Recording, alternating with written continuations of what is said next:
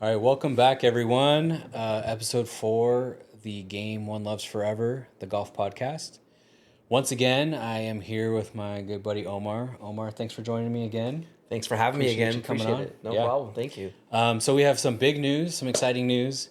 Omar had 2 birdies, Dos. since last time we talked about your rounds, and so just I don't know if everybody knows, but at least when we play with our buddies and everything, we have something called birdie juice, which is essentially just like you take a shot or you chug a beer, whatever it is, when someone gets a birdie, right? So, in honor of that, we're gonna have some birdie juice here today, just to start off, just kind of have some little fun. And Omar, congratulations on your 2 birdies, 2 first birdies, right? 2 first birdies. Yeah, Two first ones. Congratulations. Thank you. Thanks, guys. We're not gonna shoot them though. But No, we're gonna sip. We're gonna sip. We gotta be a little classy here. Yeah.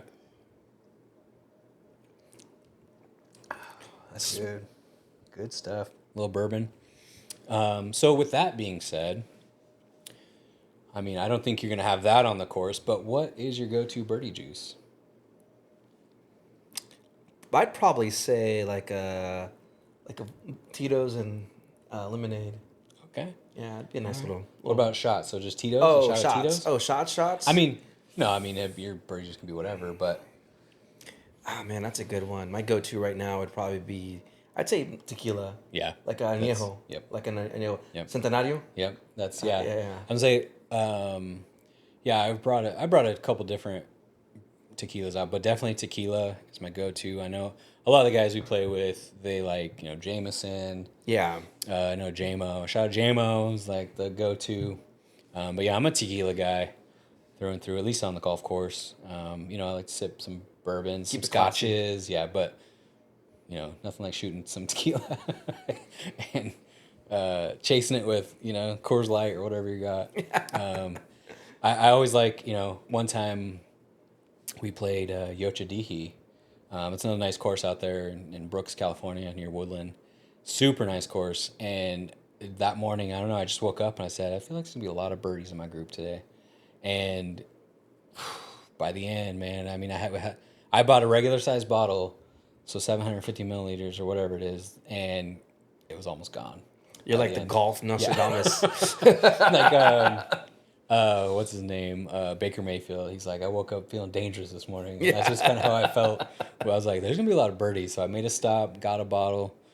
And yeah, I think I alone had 4 birdies.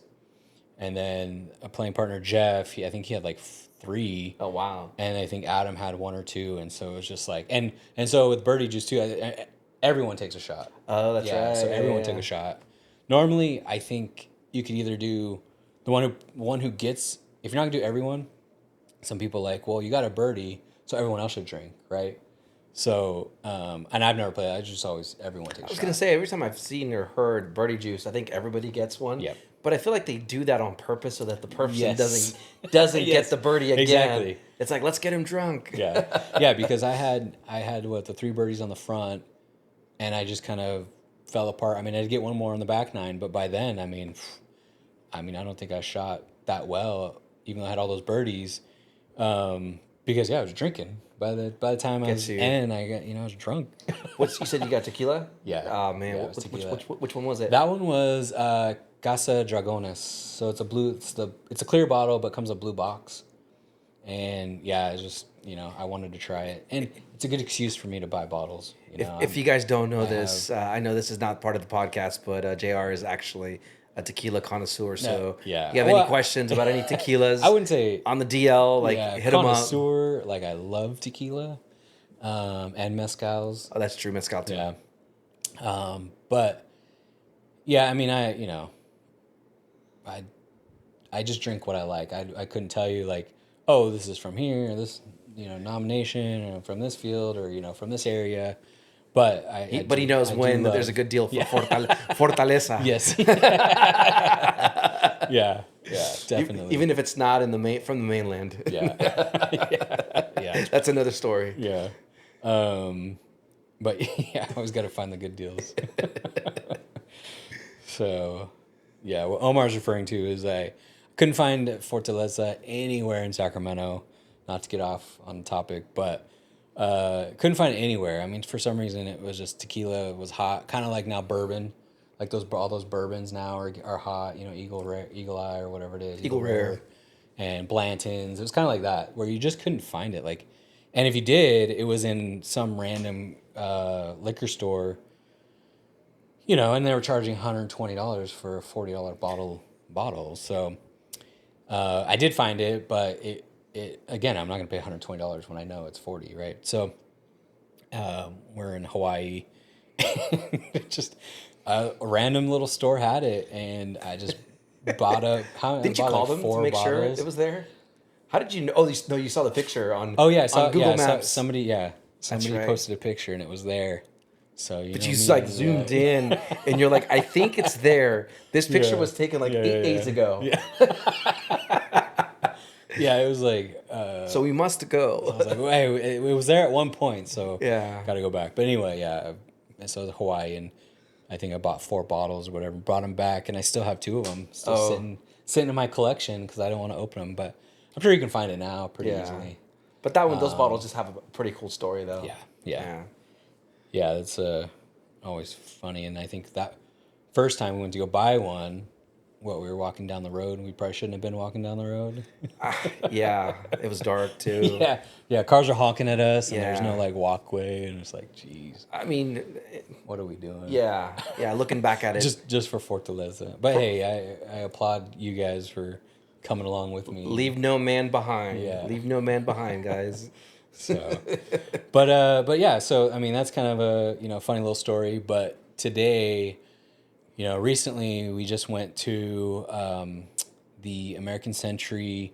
We kind of talked about it. We kind of prefaced it before. Mm-hmm. We went last year, and now we went this year again to the American Century Celebrity Golf Tournament up in Tahoe, South Lake Tahoe, at Edgewood Golf Course or Golf Resort, whatever it is, Edgewood. And, I mean, it's a beautiful course. I mean, we got to walk it this time. We didn't see any hole-in-ones. Nope. Again, but I think I heard Tim Brown had one actually. That's what you were saying. I think, someone was saying, and then I went back and watched some replays, and he got a hole in one and he won that boat. Oh, did he? Yeah. So he won that Mastercraft. Yeah, he won the Mastercraft boat. Yeah, it was pretty good for him. Pretty crazy, yeah. And so anyway, we just kind of want to recap that. It's always a fun event. A lot of people go. A lot of people we know go, and it's just Canelo didn't go, by the way. Yeah. Kind of bummed out about that. That was a bummer. Yeah, Canelo and then Steph Curry couldn't defend his title. He's at the Olympics. And Barkley was shouting that he's a coward and using the Olympics as a true. Using the Olympics as a excuse why he couldn't come back. Charles Barkley is a funny dude. Yeah, he's so easy to spot in the golf course. He's like the tallest dude out there. Yeah. It's like, it's tallest and whitest. Yeah, that is true. Yeah. And the biggest mouth. Yeah. He was fun. One thing I just like about, you can kind of talk about what you like about it, but I just like that most of the celebrities I feel are like very approachable. Mm-hmm. Even, and super nice. Like even Aaron Rodgers, like who I just have this idea of, I don't know, just kind of like pompous, I don't know, kind of air about him, arrogance. But he's like super nice, to kids and, and they say like you're not allowed to sign autographs while on the course. It's like after. They have like a designated area for that. And no, he was signing some kid stuff. And so I thought it was pretty cool. That just kind of shows a little bit of character. Like, and I get it too. If they're like, oh no, I can't till the end, I get that too. Yeah. I understand. But yeah, I like that everyone's kind of cool. It's fun. Everyone's having fun. I mean, obviously there's some guys who are good and want to win. Cause I think they get to choose like a certain amount to charity, right? Yep. It's for a good cause. Yeah. And yeah, it's just a fun time. So. No, it is. I think the first time we were talking about this last year, right? Or last episode, but it was for last year that, as long as I get to do something. Yeah. And it's like... what was your thing this year? This year, I don't know if it was Canelo. I thought it was Canelo, but I think more than anything it was walking it because I really want to play Edgewood one day. I think it's a really cool course. So just kind of walking it and seeing all the features and then walking back that hole that Curry hit the hole in one. Yeah. Yeah. I mean, like you said, walking the course. I think our first year, and that's why, like, if you continue to go every year, you kind of learn something new, or you. So anyway, the first year or this year, we got to walk it because the first year I felt like we just kind of stayed at a certain hole, like between 6 and 7, where we missed Curry's hole in one, and then we went to 18 and we kind of just stuck there, and then at the very end we moved to 17, and that's where like it's kind of more a party. It's a party hole. It's a party hole. Everyone, the par 3, you got it's on the water, so you got all the boats up close. So I think that was something we missed last year, and this year we went beeline straight there. Yeah, beeline straight there for 17, and then the second day, more about walking the course, and the only thing that I think we did wrong was we walked with the course. So for instance, like we started on 1, then we walked to 2, walked to 3. Well, the only bad thing about that is you're basically staying with the same group, right? Which was cool because I mean Annika Sorenstam, which was nice for the girls because or for our wives that got to follow along with a woman. I think there was 3. Yeah, I think 3 women. 3 women played this tournament. Women golfers, yeah. Chelsea loves Annika. Yeah, she loves her. Yeah. You even got her attention, and that's one good thing about Omar is you can, if you want someone to yell at someone or get their attention, Omar's your man. But I'm not obnoxious about it. I try to be as professional and cordial. Yep, still respectful. Yeah, respectful of the game, not like in the middle of a swing or anything. It was a close call. Yeah, I was gonna say. I don't know about that last one, but yeah, no, it was good. Chelsea was gonna say something to her, but she didn't, and I was like, Annika, and I got her attention, and so my wife loves you, and I got her to like smile, and then I was she gave you a thumbs up. Too. Oh yeah, she gave me a thumbs up, and then I was like, I love you too. So that was pretty cool. Pretty cool. Yeah. No, I think for the most part, all the celebrities there are pretty approachable. Mm-hmm. There's a couple we won't name. We don't want to name drop. Yeah. But yeah, there's a couple. But for the most part, I think everybody was pretty nice. Especially the kids. I think the kids with the thumb with the fist bumps. Yeah, and then the signatures. I think that was pretty cool. Yeah. There's a few people that I like. I'm probably random for people, but I regret this. And he was so cool and so nice. I should have taken a picture with Rob McElhaney, which is, for people who don't know, Rob, he's Always Sunny in Philadelphia, Say that 3 times fast. Always Sunny, and he bought the Wrexham FC team with the football Reynolds. team. Yeah, with Ryan Reynolds. Yeah, Ryan Reynolds. So, and he seemed super cool on the show, and then obviously super funny on Always Sunny, and he was a super nice guy. Like, he walked right by us. I forget what holes it was, but everyone that called him over was taking pictures. He was taking pictures with he was taking groups. Everybody. Yeah.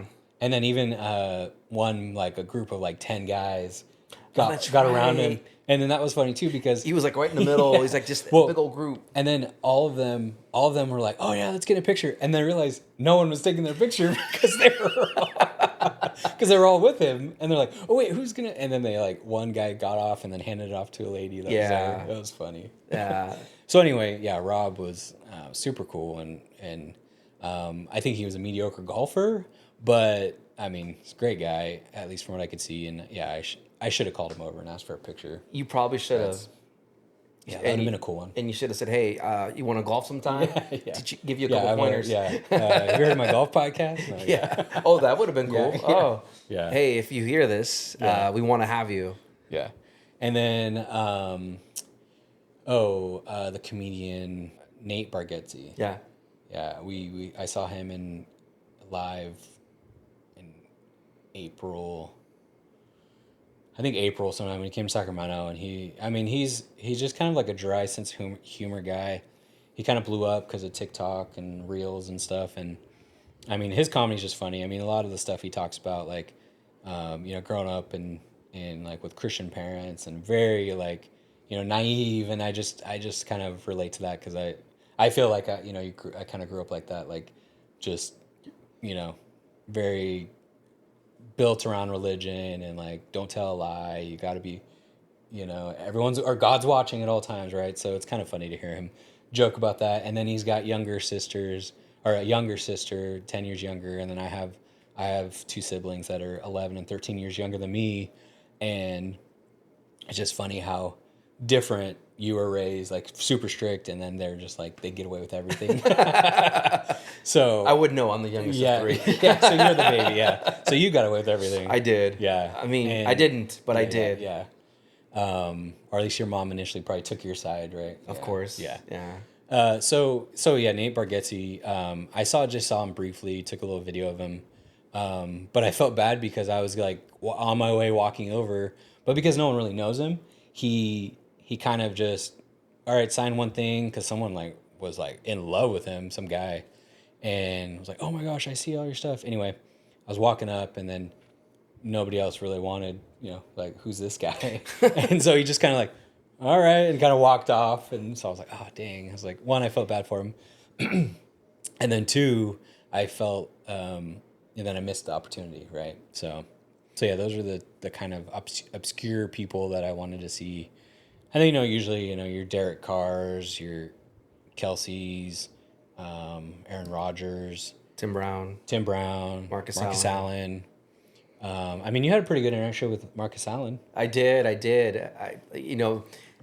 should have said, hey, I used to play that Tecmo Bowl, Nintendo. Yeah, I'm sure you love that. Yeah, no, but I mean, that's why I know him, and I know he's a Raider, ex-Raider, and I had a little good conversation with him on the side as he was walking, and that's what we were talking about, right? It's so cool that all these celebrities and pros are pretty approachable. Yeah, not from like distance that you and I are. Yeah.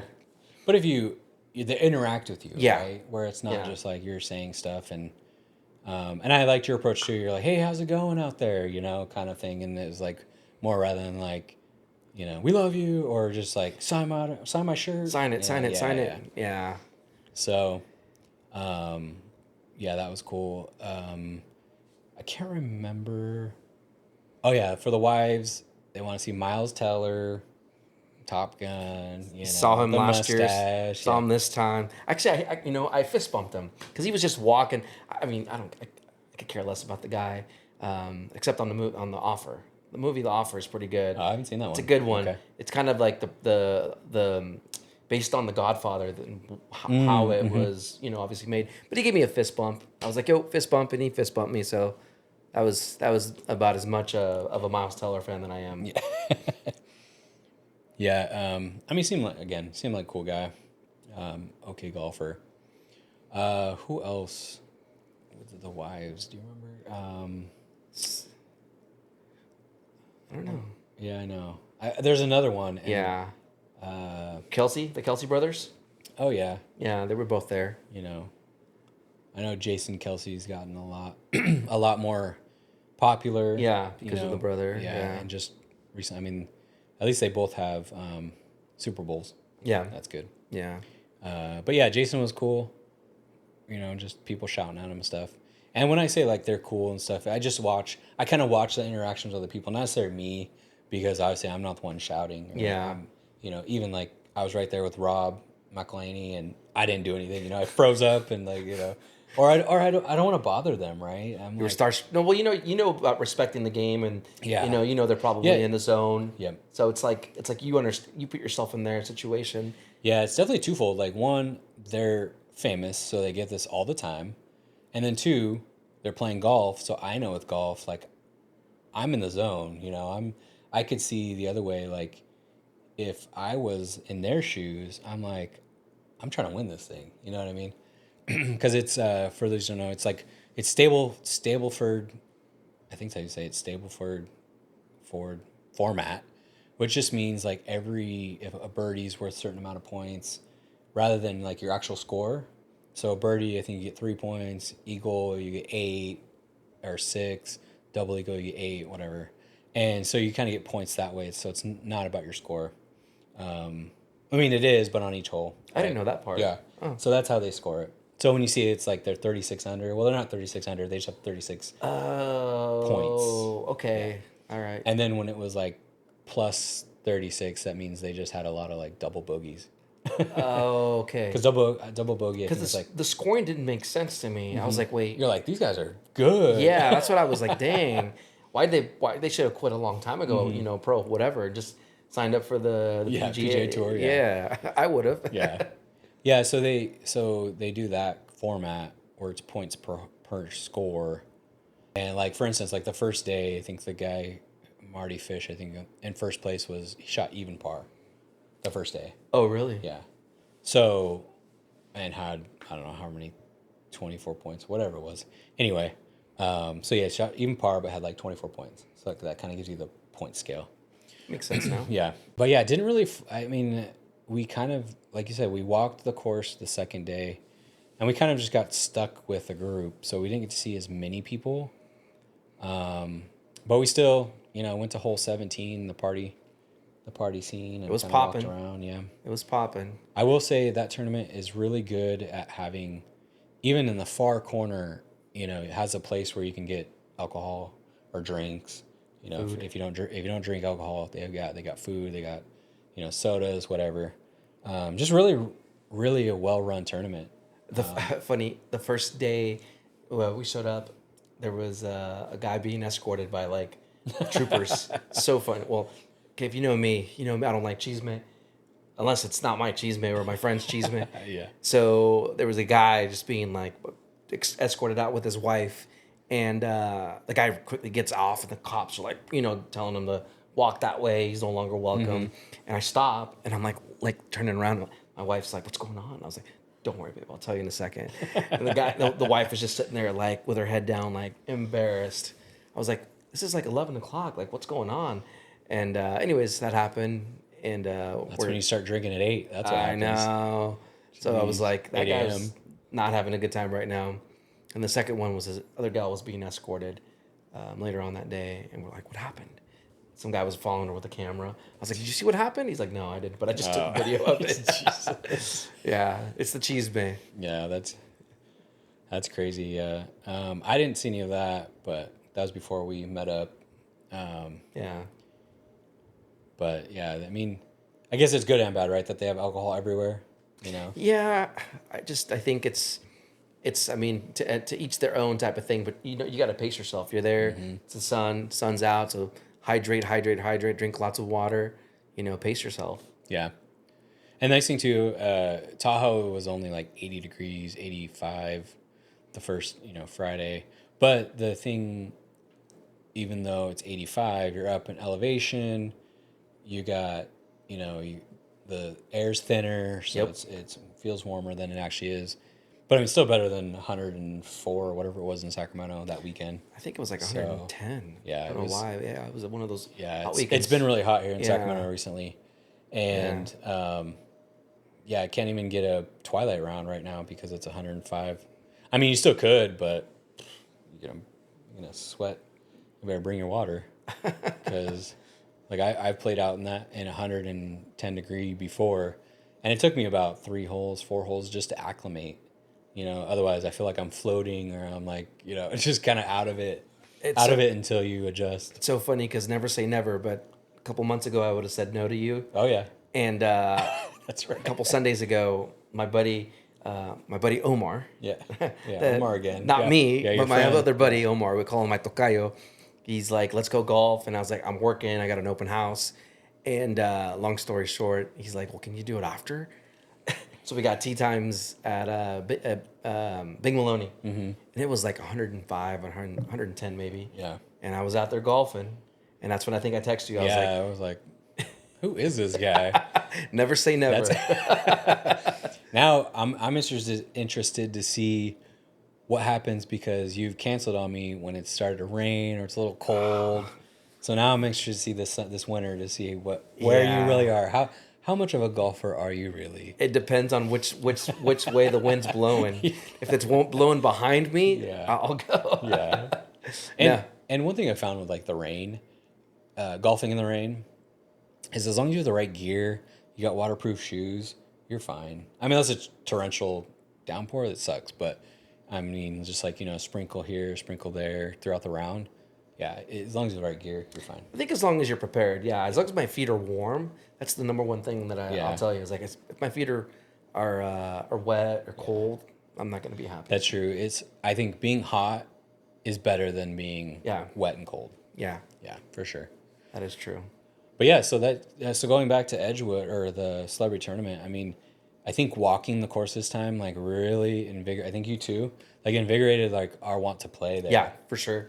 Like, and to see like some of them like bombing, like some of those guys are hitting drives again.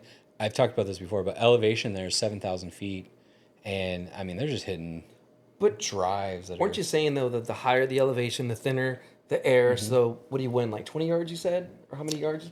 I don't even know what the difference is, but I know even at Apple Mountain, another course we talked about, I think the elevation there is only like 2,000, 3,000 feet, and I mean you get another 30 yards. Oh wow, easy, there on your drives, and so who knows? I mean, I've hit a 375 in Apple Mountain, so who knows what I could hit. Probably 400. Yeah, 410. I don't know about all that, but yeah. But it'd be fun. It'd be fun to play. Yeah. It's a great layout. I mean, unfortunately, I think it's one of those things where you're probably not going to play that well your first time, and then you play it, with elevation, with, figuring out your yardages and whatnot, and then, yeah, the first time probably won't be that fun. I mean, it's gonna be beautiful regardless, but play it once. And if you can afford it, play it again.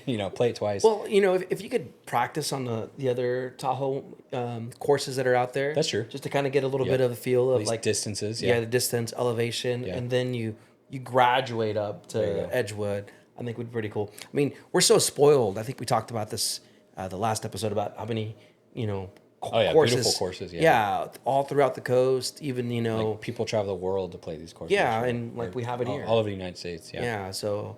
Just make a couple trips up to Tahoe just for the day, and maybe work out there for a bit. I mean, I forget how much of South Lake Tahoe is a destination because it's just in our backyard. An hour and a half, 2 hours away from Sacramento, and we met a couple from Philadelphia. Yeah, and I'm like, they came all this way for Yep. So it is. It's like South Lake Tahoe. People travel to come there, and the fact that we have the opportunity to go there and play and and just the availability of it, right?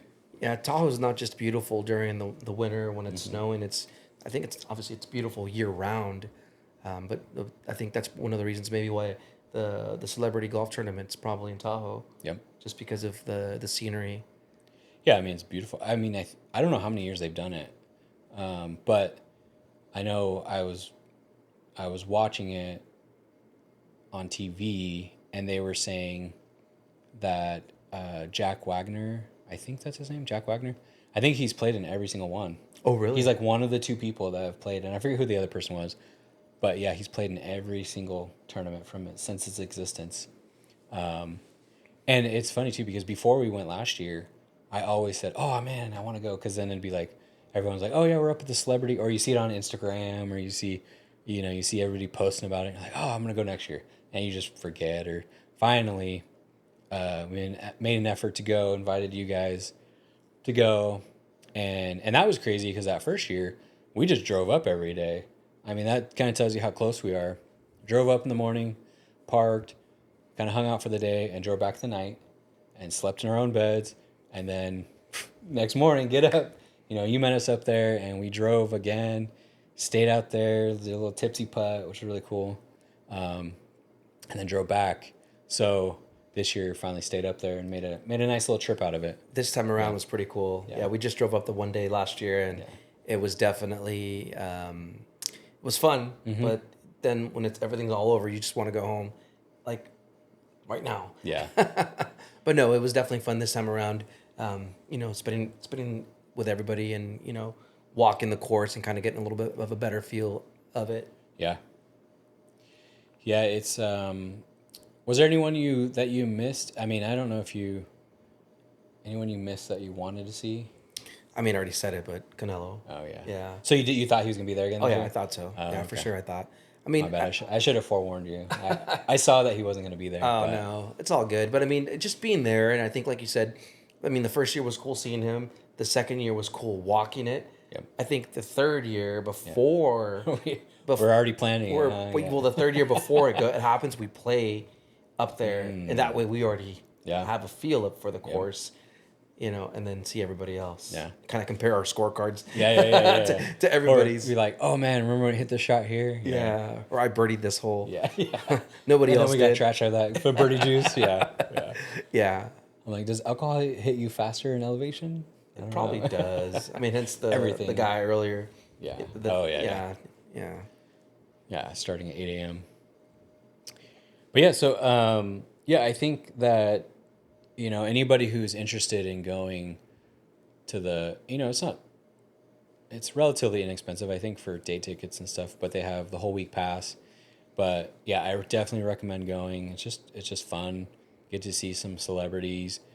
And I think also too, like, it's cool to see them, but you also realize like they're people too, right? So, but yeah, I highly recommend it. I've gone 2 years now, hopefully a third, and hopefully continue going. It's just a fun, go with your friends, maybe rent a cabin. And yeah, so anything else you want to add to the recap of the American Century Celebrity Tournament? Chico's Burgers has the best tacos out there. There you go.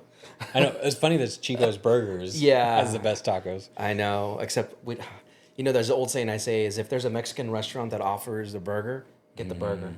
And I was like, wait, if there's a burger place that offers tacos, but we got tacos and the tacos are fire, the burgers must be good, or the tortas too. Yeah. But no, I think as far as Edgewood, I think it was everything that I wanted it to be. I think it was cool. I think, you know, our spouses had a really good time, and definitely looking forward to next year. Definitely looking forward to, you know, maybe playing a couple holes at some other courses out in Tahoe, and then, you know, building up and graduating to Edgewood before the golf tournament next year. Yeah, that'll be another one of our bucket lists that we talked about. Definitely. I think, did we put it on the bucket list? No, but we should put it on right now. Okay. It's on right now. Yeah, it'd be a fun one. So, all right. Next up.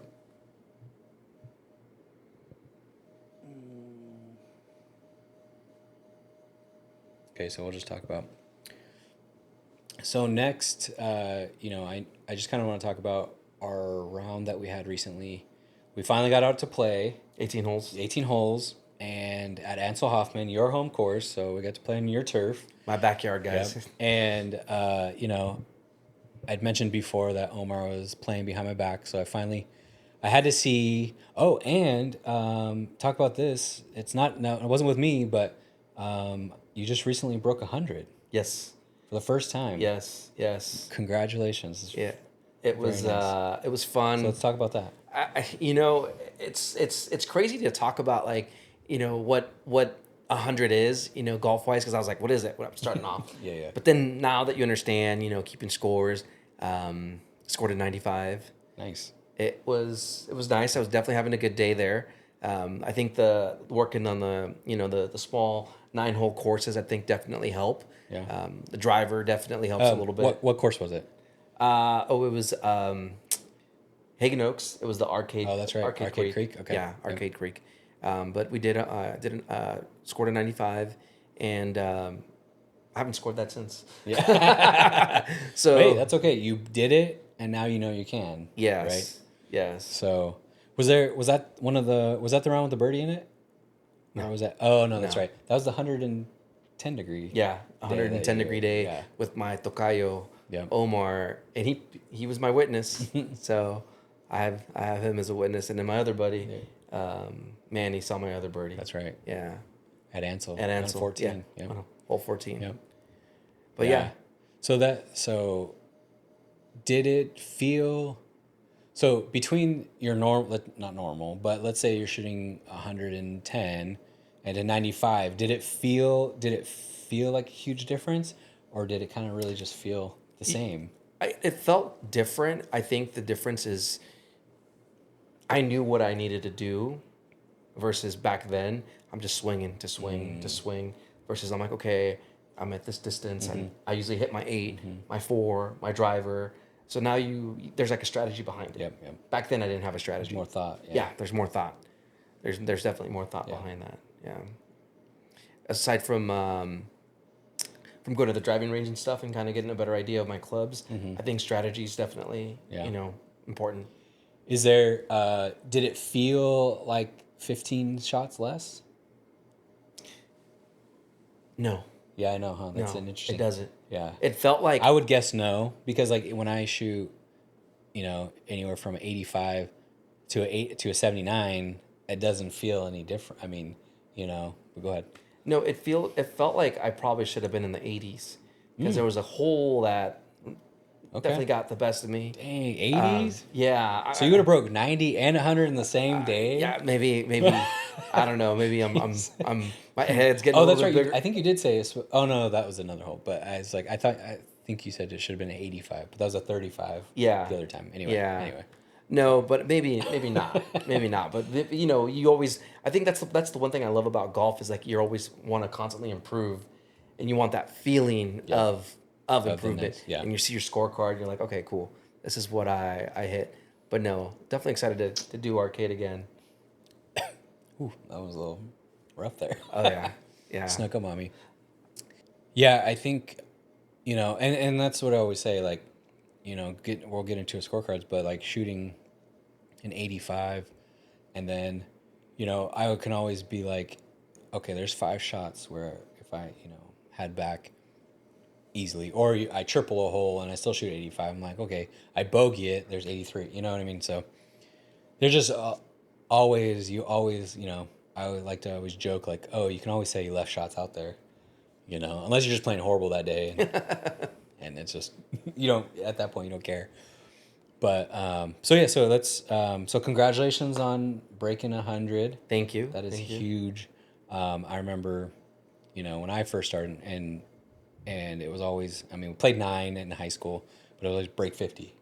Break 50 was like the equivalent of 90 of 100. And break 50, and finally, when you got that 49, I was like, oh, it felt so good. You're like, all right, double this. I'm under 100. Yeah. So getting back to congratulations, getting back to Ansel, our round. So let's get the scorecard out. So unfortunately, no birdies today for us, even me, you. So we didn't get to drink any birdie juice. But I shot a 42 on the front and a 40 on the back. So at 82 on a par 72. And, through the day, I felt pretty consistent. You were there, you can kind of attest. I had a lot of birdie putts and just nothing went down. The greens weren't as... Yeah, there were a couple super wet spots or like some beat up spots. Granted, they brought the course back, and for people who don't know, Ants Hoffman usually has like super fast greens, and they were fast, but there were a couple rough spots. But again, I don't think any of the birdie putts that I missed were necessarily because of the greens. It's just my putting. I would blame it on the. I'd be like, I could have done better, guys. Yeah. It was the course. Yeah, it's funny when we first start, or even now. You tend to blame the equipment, right, instead of the person. It's not us. It's my old irons, or my driver wasn't tight enough or whatever. I forgot to wipe down the dirt. Yeah. On my club. But I did, starting out again. I don't like to warm up personally, but it was, a bogey, double bogey, bogey, and then I finally got my first par, and then that kind of got me rolling after that, par, bogey, par, double. So again, like I said, I usually have 2 doubles and a triple, and that usually kills my goal of, I said this earlier, I don't know if I've told you, but my goal is to shoot 7 in the 70s 10 times this year. Only done it once. Oh wow. And a couple 80s. I've done it twice, I'm sorry, and a couple 80s. And it's just, I'm close, 82, a couple more bogeys or or won a birdie. You know, on the last on 18, that birdie almost went in. You hit my ball. Remember that? I said, you need me to mark it? And he's like, no, man, that was good. Dead on, hit it square. I should have known better. That was what, like a 30-foot putt on my end? Easily. Yeah, that was like it was 60-foot putt. Oh, it was sick. Yeah, it was pretty far. Yeah, I could have made that. I felt like it was going. It probably would have. Yeah, honestly. It would have given it a scare for sure. That would have been the putt of the day. Yeah. Of the year. Yeah. And then Omar, you know, I was hoping I'd get to see another break 100, but shot 107, 53 on the front and 54 on the back. I mean, consistent, you know. There was a couple holes that gave me a little bit of a hard time. Yeah. You know, I think it was the weather. I think wasn't what we were expecting. Yeah. It was a little bit colder. Yeah, and a lot more wet out there. Yeah, so that's. I think they probably just watered it, thinking it's gonna be 110 like it normally is. Yeah. It's only 95, but still. Yeah, that's true. So yeah, definitely it was wet, more wet than we expected, but yeah, and no birdie on 14. No, I had a chance. Again, and just didn't. We thought it was a hole in one. Remember, because it was like right in the center. Oh no, that was 7. Oh, that was or 6 or 5. But anyway, yeah. It was the first 9, I think. You're right. Yeah. Yeah, I hit it. My ball mark was probably like 2 feet. Yeah. Or No. It ended 2 feet, but my ball mark was probably like 6 inches from the hole. Almost dunked it down. Yeah. So, but yeah, it was a lot of fun. Always enjoy playing with you. Likewise. You know, it's funny.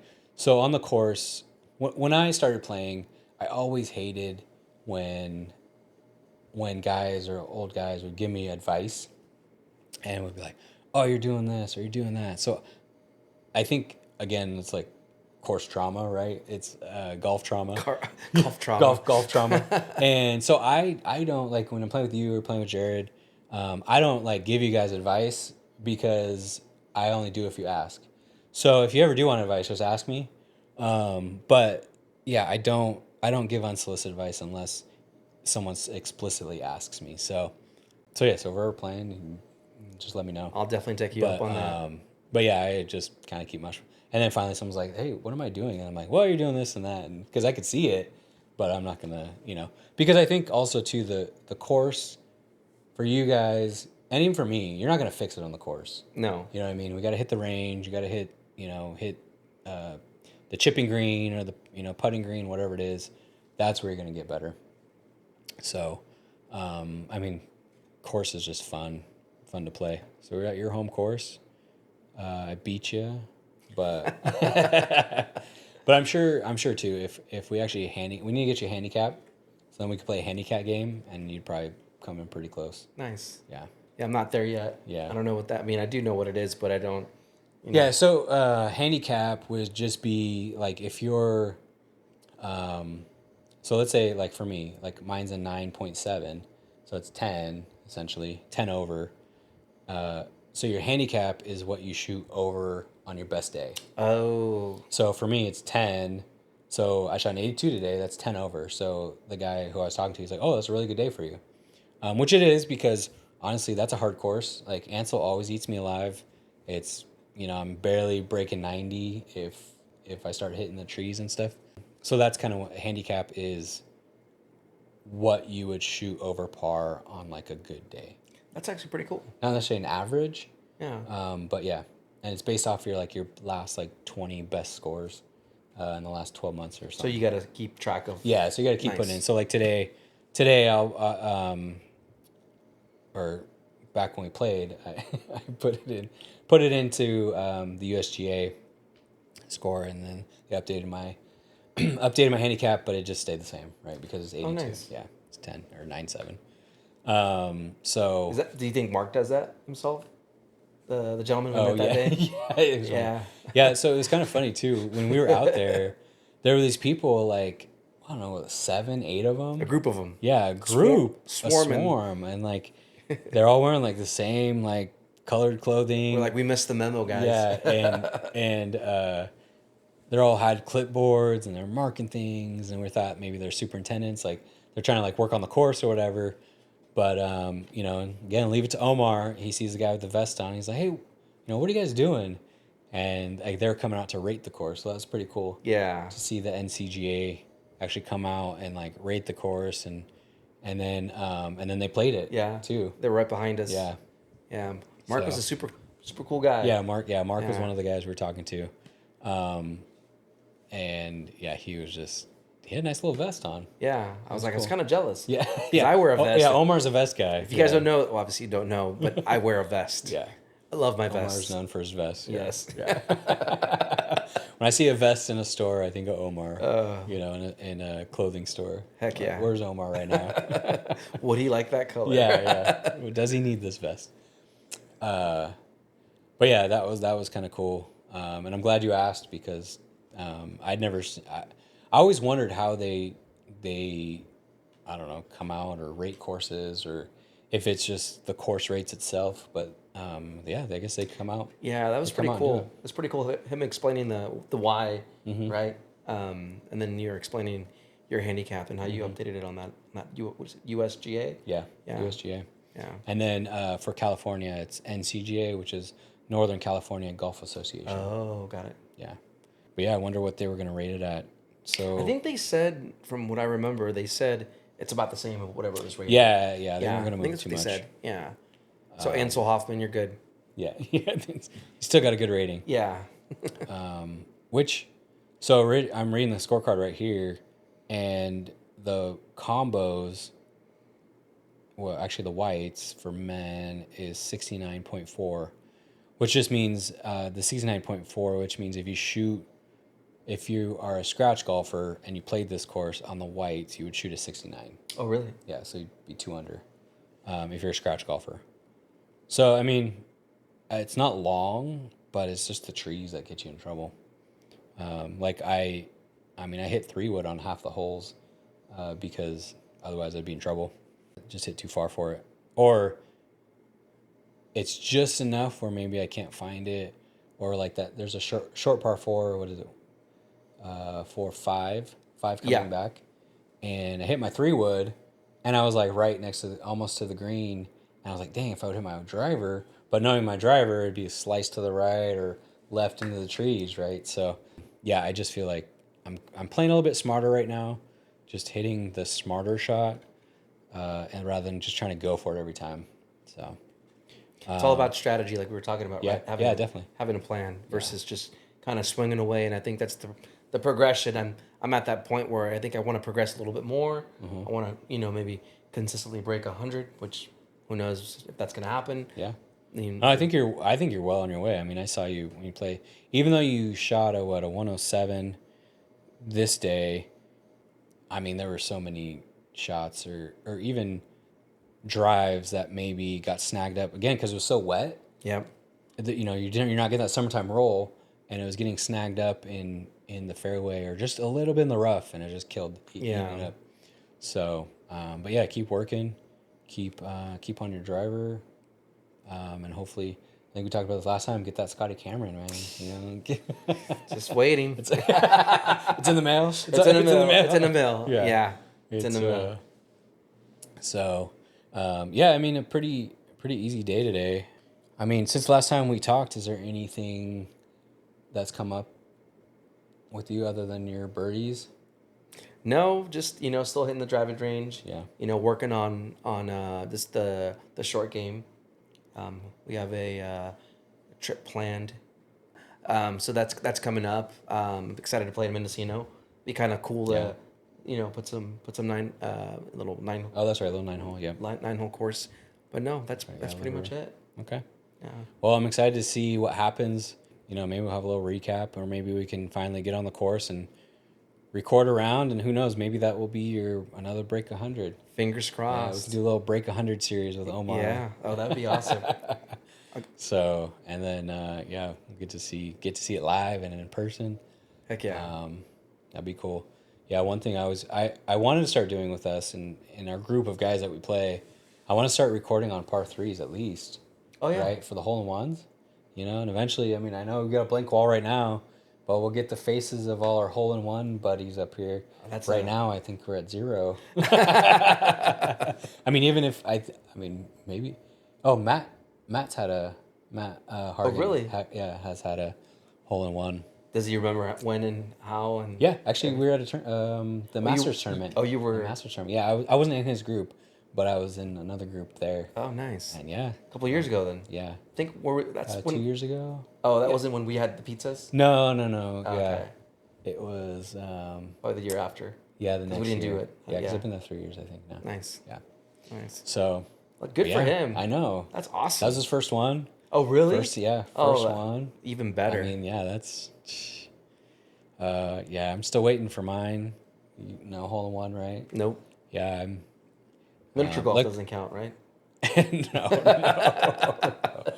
Yeah, that's like you said, like the closest. I mean, the closest I've come are the shots like you saw me hit the other day at Ansel, where it lands, 4 inches away or whatever, and then rolls. That one clearly looked like it. Like it looked. It kind of disappeared for a second, but yeah. it kind of where we were standing. It blended in with the stick or with the pin. So and Jared was like, is that in? And I was like, no, I can see it. It was like a mirage, like in the desert. Yeah. You see it, and it's like boom, just disappeared, but then it reappeared again. Yeah. So Omar, I appreciate you coming on. We had a great time in Tahoe with you and Chelsea. I look forward. Hopefully, we can do it again. Yes, sir. And thank you again for coming on twice for the podcast. Appreciate you. Thanks for having me. Time. Yeah. And for everyone out there, thank you for listening and thank you for watching. However you're consuming this, just like and subscribe and hope you keep listening. Hopefully, we'll get some actual live content out there on the course and we'll just keep this going. Thank you, everyone. See you next time. See you guys next time.